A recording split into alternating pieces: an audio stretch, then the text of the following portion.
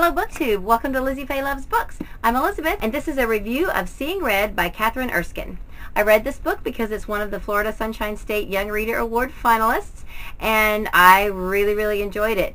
It is a historical fiction novel based in 1972 and it's about Red.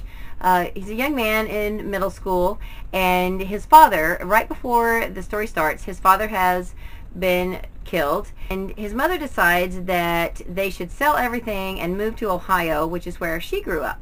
They're currently living in Virginia. They own their home as well as a convenience store and an automotive repair shop. Now Red has grown up in the auto repair shop under his father's wing, learning about fixing cars. They have one other employee. He's described as being a little slow and having some special needs, and he works for them and is a real, all-around nice guy. Red is he has always planned to take over the auto shop from his father. So now that his father has passed, he still plans to, he would still like to continue and continue to keep the shop open along with the other employee. So he begins to try to come up with ways to keep his mother from selling, and he makes some poor choices along the way. This book also brings out the racial tension of the time, which is again 1972, and there are several things brought out, and there are some mistakes that Red makes. You just want to shake him, realizes his mistakes pretty early on, but then he has to come to terms with some of the mistakes that that his ancestors have made, and he's always thought of his ancestry as being something to be proud of, and then he finds out that maybe everything wasn't as he thought it should be. There's a lot of growing up that he has to do in this book. There is also a neighbor family. The girl is a good friend of Red's, but her older brother and father are not really the best people to be around. Red gets himself into some dealings with them that he probably shouldn't.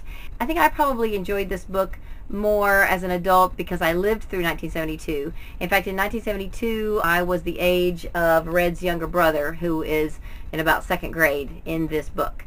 And so while I don't remember a lot about the racial tension and things because I was still pretty young, I do remember what it felt like in 1972, and I thought that this author did a great job of portraying that. I think that middle schoolers who are interested in historical fiction will enjoy this, and it did have some exciting elements. There was enough drama and enough things that happened to keep it interesting. If you're the type of person, and you only like dystopian YA, then this is not going to be for you.